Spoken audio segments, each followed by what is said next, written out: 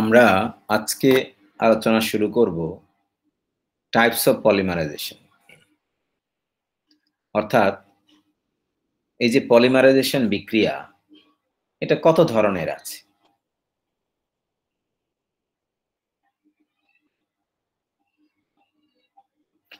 আমরা অবশ্য basic concepts of polymer আলোচনা করেছি, ক্লাসিফিকেশন অফ পলিমার আলোচনা করেছি,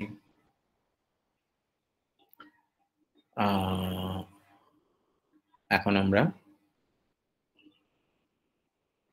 পলিমার সিনথেসিস বা পলিমার তৈরি করার যে মেথড কত ধরনের আছে সেটা নিয়ে আলোচনা করব।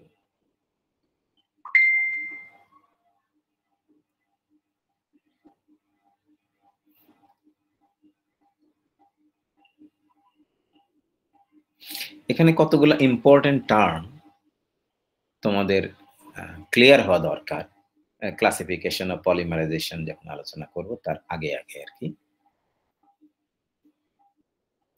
ফাংশনালিটি অফ মনোমার, এই জিনিসটা বোঝাটা খুব গুরুত্বপূর্ণ।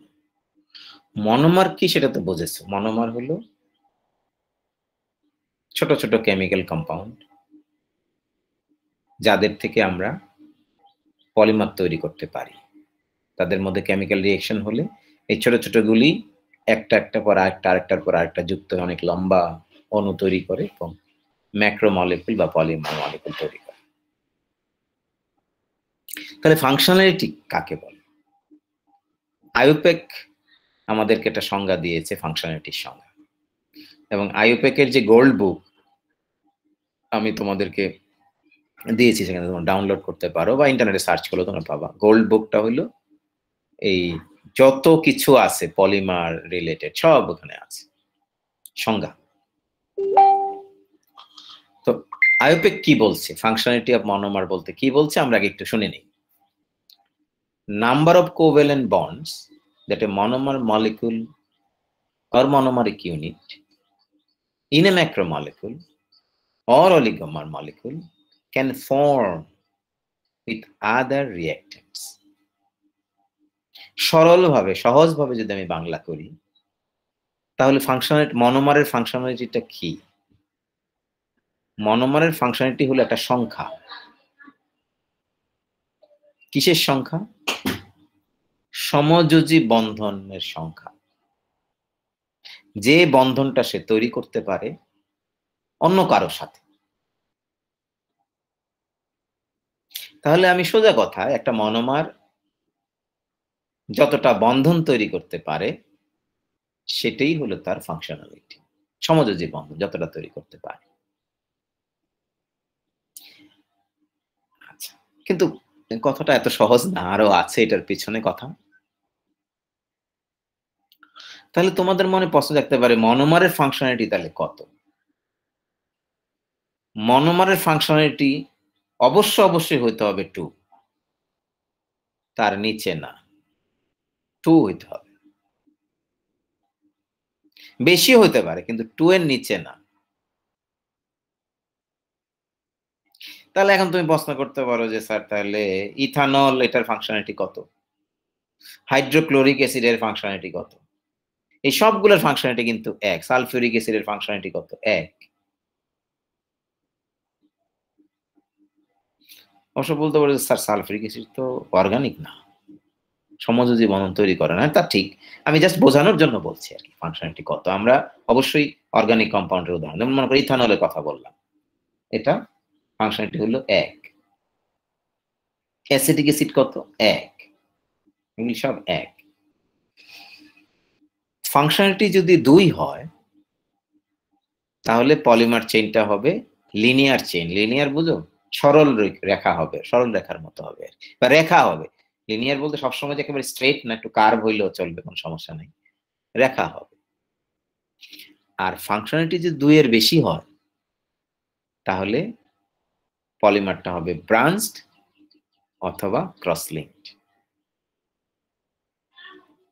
আচ্ছা, আপাতত ফাংশনালিটির কথা এখানে শেষ। তাহলে মনোমারের ফাংশনালিটি কত হতে হবে? 2। 2 এর নিচে হলে সেটা মনোমার হবে না।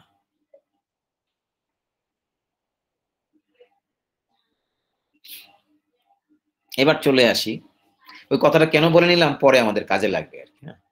এবার চলে আসি ক্লাসিফিকেশন অফ পলিমারাইজেশন। পলিমারাইজেশনের ক্লাসিফিকেশন, আগে আমরা পড়েছি কি পলিমারের ক্লাসিফিকেশন। আমরা দেখলাম বিজ্ঞানীরা অনেক ক্লাসিফিকেশন আমাদের দিয়েছেন। এখন আমাদের যেহেতু দিয়েছেন, আমাদের তো জানতেই হবে, সেই জন্য আমরা পড়েছি। এবার আমরা দেখব যে পলিমারাইজেশন কত রকমের হয়। পলিমারাইজেশনটা আসলে কি? রাসায়নিক বিক্রিয়া, তাই না? যে বিক্রিয়ার মাধ্যমে আমরা পলিমারটা তৈরি করি। এখন প্রশ্ন আসতে পারে, সবগুলো বিক্রিয়া কি একই রকম? আসলে সবগুলো বিক্রিয়া একই রকম না, সেজন্যই তো ক্লাসিফিকেশন। তো এগুলো নিয়ে বিজ্ঞানীরা চিন্তা খুব বেশি আগে থেকে করেছেন তা না। এগুলো নিয়ে প্রথম চিন্তা করেছেন অত্যন্ত ব্রিলিয়ান্ট সায়েন্টিস্ট, মার্কিন যুক্তরাষ্ট্র আমেরিকার অত্যন্ত ব্রিলিয়ান্ট সায়েন্টিস্ট ডব্লিউ.এইচ. ক্যারোথার্স। 1929 সালে উনি ওনার গবেষণাপত্রে প্রকাশ করেন যে পলিমারাইজেশন যে বিক্রিয়াটা হয়, এটা দুই ধরনের বিক্রিয়া। কি? এডিশন আর কন্ডেনসেশন। আমরা তো এগুলো পড়েছি, পলিমার যখন ক্লাসিফিকেশন করি আমরা বলেছি না যে পলিমারাইজেশন যদি এডিশনের মাধ্যমে হয় রিঅ্যাকশনটা, তাহলে যে পলিমারটা তৈরি হবে সেটাকে আমরা বলবো এডিশন পলিমার। কন্ডেনসেশনের মাধ্যমে হলে এটাকে বলবো কন্ডেনসেশন পলিমার। তো ডব্লিউ.এইচ. ক্যারোথার্স আমাদের সামনে হাজির করেন তার তত্ত্ব যে পলিমারাইজেশন দুই ধরনের, একটা হলো এডিশন পলিমারাইজেশন, একটা কন্ডেনসেশন। এবং এই দুই ধরনের কি আমি কিন্তু সেটা উদাহরণ সহ তোমাদের দিয়েছি, যে একটাতে বাই প্রোডাক্ট হবে আর একটাতে হবে না। গুড। বস্তুত ডব্লিউ.এইচ. ক্যারোথার্স কিন্তু অত্যন্ত প্রতিভাবান বিজ্ঞানী এবং উনি কাজ করেছেন হলো কন্ডেনসেশন পলিমারাইজেশন নিয়ে, অনেক কাজ করেছেন উনি, অনেক গুরুত্বপূর্ণ আবিষ্কার আছে ওনার। এবং তোমরা এটাও জানো যে উনি পৃথিবীর মধ্যে সর্বপ্রথম সিনথেটিক ফাইবার উনি আবিষ্কার করেন, নাইলন। কিন্তু ডব্লিউ.এইচ. ক্যারোথার্সের থিওরিটা আসলে সম্পূর্ণ সঠিক ছিল না। 1953 সালে আরেকজন বিজ্ঞানী আমেরিকার পল ফ্লোরি, অত্যন্ত প্রতিভাবান বিজ্ঞানী আরেকজন, উনি কেমিস্ট্রিতে নোবেল পুরস্কার পেয়েছেন। উনি বলেছেন যে না, ক্যারোথার্স যে কথাটা বলেছেন কথাটা পুরোপুরি সঠিক না, একটু একটু একটু ভুল আছে, সঠিক বলতে হবে এইভাবে। Chain growth polymerisation, step growth polymerization. Polymerization যখন হয় রিঅ্যাকশনটা, তখন ওই খুব দ্রুত একটা চেইন হয়ে যায়, আর একটা হলো ধাপে ধাপে ধাপে ধাপে হয়, আস্তে আস্তে হয়। তাহলে এইভাবে আমরা ভাগ করলে সঠিক হবে। সেজন্য তোমাদের আমি বলেছি যে আবার দেখো, এই অনুসারে আবার যদি আমরা ভাগ করি তাহলে পলিমারের নাম হবে chain growth polymer, step growth polymer. 1953 সালের এটাই চলেছে অনেক বছর যাবত, কারণ পল ফ্লোরি যেটা দিয়েছেন এটা আসলেও যৌক্তিক ক্লাসিফিকেশন পলিমারাইজেশন। 1994 সালে পৃথিবীর কয়েক শত বিজ্ঞানী, কয়েক শত বলবো কি, আসলে এটার সাথে ইনভলভ ছিল হাজার, কয়েক হাজার বিজ্ঞানী মিলে ওনারা বললেন যে আমরা আসলে পল ফ্লোরির যে ক্লাসিফিকেশন একটু কারেকশন করতে চাই, একটু কারেকশন দরকার আছে। আইউপ্যাক সারা পৃথিবীর, কিন্তু এটা সারা পৃথিবীর কয়েক হাজার বিজ্ঞানী মিলে ওনারা একটু কমিটি ছিল, যাই সব উপরের কমিটি কয়েক শত জনের ছিল, কিন্তু ইনভলভমেন্ট ছিল অনেক বড়। তারা বললেন যে পলিমারাইজেশন তিন ধরনের। একটা পলিমারাইজেশনকে আমরা বলবো চেইন পলিমারাইজেশন, ওই যে চেইন গ্রোথ ফ্লোরি বলেছেন। আরেকটা পলিমারাইজেশনকে বলবো আমরা পলিকন্ডেনসেশন, ওই যে দেখো এটাই বলেছেন হইলো ক্যারোথার্স। তার মানে ফ্লোরি এবং ক্যারোথার্সকে মিলায় মিশায় আমরা পেলাম, আইউপ্যাক বললো তিন ধরনের পলিমারাইজেশন: চেইন পলিমারাইজেশন, পলিকন্ডেনসেশন, পলি এডিশন। ফ্র্যাঙ্কলি স্পিকিং এগুলো অনেক হাই লেভেলের কথা। আচ্ছা, আইউপ্যাক এর ক্লাসিফিকেশন হলো তিনটা: চেইন পলিমারাইজেশন, পলিকন্ডেনসেশন, পলি এডিশন।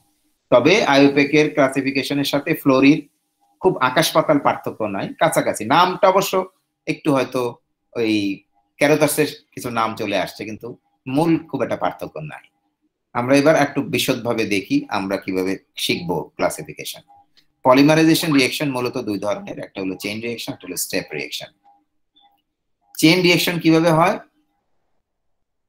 এই ছাত্ররা যেমন লাইন তৈরি করে সেভাবে দ্রুত গতিতে একজনের, তবে একজন সিআর লাগবে, সামনে একজন সিআর থাকবে, তারপরে একজন, তারপরে একজন, তারপরে একজন করে লম্বা, যেমন তোমাদের যে 40 জন স্টুডেন্ট থাকে 40 জনের একটা লাইন হয়ে যাবে, এটি হলো পলিমার হয়ে গেল। আর স্টেপ গ্রোথ তো একটু ভিন্ন ধরনের। কেমন?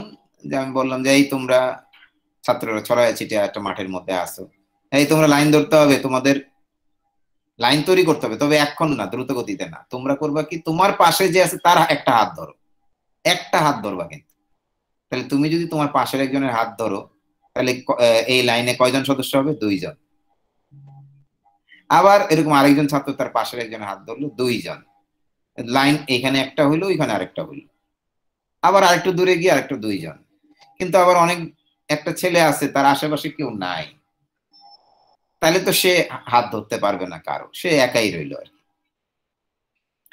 কিন্তু সে চিন্তা করবে তাহলে আমার কার সাথে কার সাথে, ওই যেখানে দেখতে পাচ্ছি একজন, ও একা আছে, তাহলে ওর দিকে আমি একটা ধাপ আগাইলাম, পায়ের একটা ধাপ আগাইলাম, স্টেপ বুঝো, একটা স্টেপ দিলাম আর কি কাছের দিকে, তাহলে সে আগাইতে লাগলো আর কি।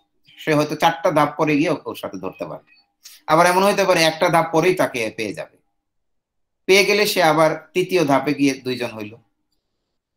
এই 3য় ধাপে গিয়ে যখন এই সিঙ্গেল ছেলেটা 2 জন হইলো, আবার প্রথম ধাপে যে 2 জন হয়ে গেছিল সে তখন পাশে আরেকজনের সাথে যুক্ত হইলে 3 জন হইল।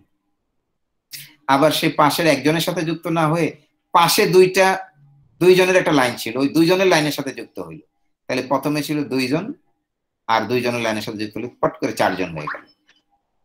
3য় ধাপে এই 4 জনের সাথে যদি আরো 4 জন যুক্ত হয়, তাহলে এক লাফে 8 জন হয়ে গেল।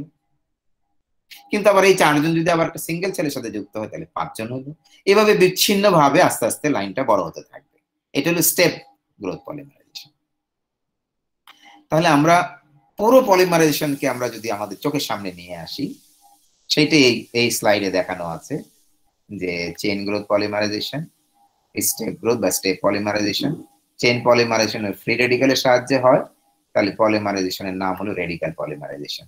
যদি আয়নের মাধ্যমে হয় তাহলে অ্যানায়নিক অথবা ক্যাটায়নিক পলিমারাইজেশন। যদি অর্গানোমেটালিক কম্পাউন্ডের মাধ্যমে হয় তাহলে কোঅর্ডিনেশন পলিমারাইজেশন। আর যদি কনডেনসেশন রিঅ্যাকশনের মাধ্যমে পলিমারাইজেশনটা চলে তাহলে পলিকনডেনসেশন। আর যদি এডিশনের মাধ্যমে চলে তাহলে পলি এডিশন। তাহলে স্টেপের ভিতরে 2টা, একটা হলো পলিকনডেনসেশন, একটা পলি এডিশন। আর চেইনের ভিতরে হলো 3 ধরনের, তবে 4টা পলিমারাইজেশন আছে, রেডিক্যাল, অ্যানায়নিক, ক্যাটায়নিক, কোঅর্ডিনেশন। এই হলো অতি সংক্ষেপে পলিমারাইজেশনের ক্লাসিফিকেশন। এখন আমাদের এখানে সবচেয়ে গুরুত্বপূর্ণ যেটা জানা দরকার সেটা হলো চেইন গ্রোথ বা চেইন পলিমারাইজেশন এবং স্টেপ পলিমারাইজেশনের মধ্যে পার্থক্য কি। সেই পার্থক্যটাই আমি আসলে একটু আগে আমি যেটা আলোচনা করেছি, আমি তো অনেকক্ষণ আলোচনা করেছি, আমি ধারণা ছিল না যে আমরা বিচ্ছিন্ন হয়ে গেছি আর কি। তো পলিমারাইজেশন, স্টেপ গ্রোথ বা চেইন গ্রোথ। চেইন গ্রোথের ভিতরে radical polymerization, coordination polymerization, anionic, cationic. Step growth হলো পলিকনডেনসেশন, পলি এডিশন। এই ক্লাসিফিকেশনটা হলো এরকম।